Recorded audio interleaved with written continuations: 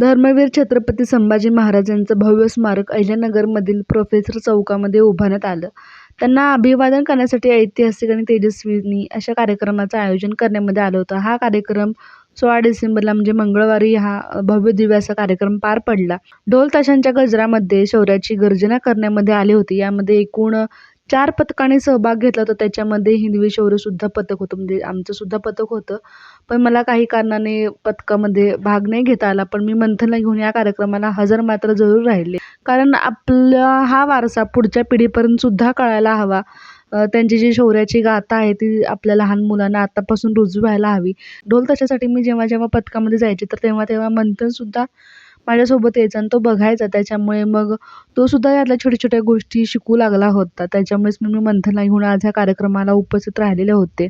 भव्य फटाक्यांची अशी आतिषबाजी करण्यामध्ये आली होती. जणू स्वराज्याचा प्रकाशच जणू लाईटच्या भव्य रोषणाईमध्ये दिसत होता. इथं विविध कार्यक्रमांचं आयोजन करण्यामध्ये आलं होतं.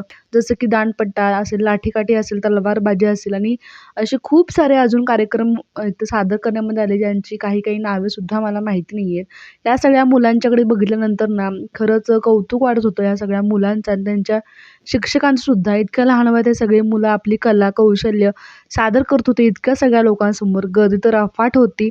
प्लस ह्या मुलांचा कॉन्फिडन्ससुद्धा खूप सारा होता. आपली कला सादर करण्याला एक जर प्लॅटफॉर्म मिळाला तर खरंच मुलं सगळी पुढे जाऊ शकतात असं मला तरी वाटतं.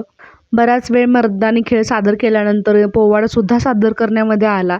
संभाजी महाराजांच्या त्याग, पराक्रम आणि राष्ट्रनिष्ठेला पुन्हा एकदा साक्षी ठेवणारा हा स्वाभिमानी क्षण होता. खरं तर संभाजी महाराजांचं शौर्य, बलिदान आणि पराक्रमाची जाज्वल्य गाथा शब्दातून आणि सुरांतून सादर करणारा पोवाडा इथे सादर करण्यामध्ये आला होता. नक्कीच तुम्ही हा ऐका. कसा वाटला छोटासा मिनी ब्लॉग नक्की सांगा. रक्तात काही शूर शिवाचा अंश आहे. तान्हाजी, यसाजी, बाजी हाच माझा वंश आहे.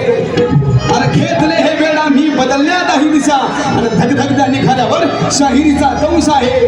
आणि माझ्या रक्तात काही शूर शिवाचा अंश आहे.